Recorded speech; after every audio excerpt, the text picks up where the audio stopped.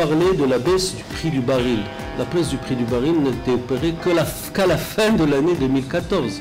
Et je peux vous dire, sans me tromper, que la réalisation du déficit de l'année dernière n'a pas été significative. Au contraire, aujourd'hui, je parle du plan budgétaire.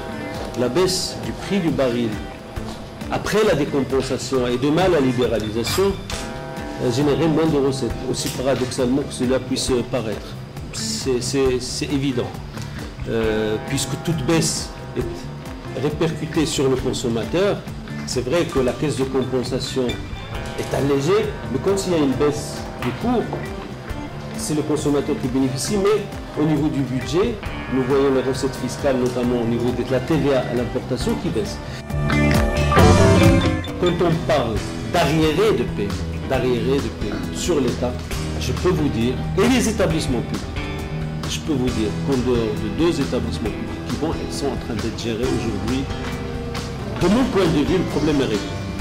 Au niveau de l'administration, parce que les arriérés de paiement proviennent d'où? Les arriérés proviennent de non-disponibilité budgétaire.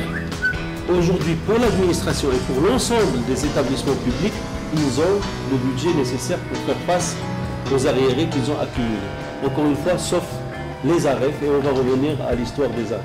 L'autre point ne concerne pas les arriérés de paiement, concerne le délai de paiement, qui peut être allongé. Pour revenir aux AREF, nous avons débloqué 2,1 milliards. Je peux vous dire, sur les 2,1 milliards, il y a aujourd'hui 1 milliard qui a été consommé et 1,1 milliard qui va être consommé avant la fin du mois. Je leur ai dit, dès que le 2,1 milliards est consommé, on débloque 1 milliard. Ça va être fait début avril. Ça remboursera toute la dette échue des AREF en 2014, qui est de 3,5 milliards. Je pense qu'en fin 2015, début 2016, nous rentrerons dans un cycle normal aussi du paiement des arriérés des AREF. Il y a aujourd'hui une réflexion, une étude, mais il n'y a aucune décision sur le butane. Le butane est un produit très sensible. Mais, contrairement à ce qu'on pense, il y a plusieurs utilisations. Il y a le butane que nous utilisons pour la femme au foyer, pour faire à manger, d'accord.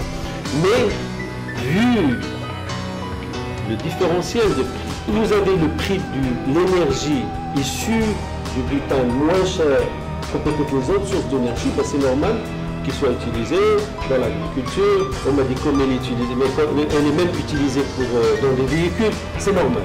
Donc il n'y a pas que l'utilisation des ménages. Ça c'est un fait. Il est vrai aussi que le butane représente aujourd'hui 15-16 milliards de dirhams au niveau de la caisse de compensation. Mais il est légitime pour un gouvernement de réfléchir. Même si vous donnez une bonbonne de gaz à toutes les familles marocaines gratuitement, une bonbonne par mois, ben ça coûterait la moitié de la facture.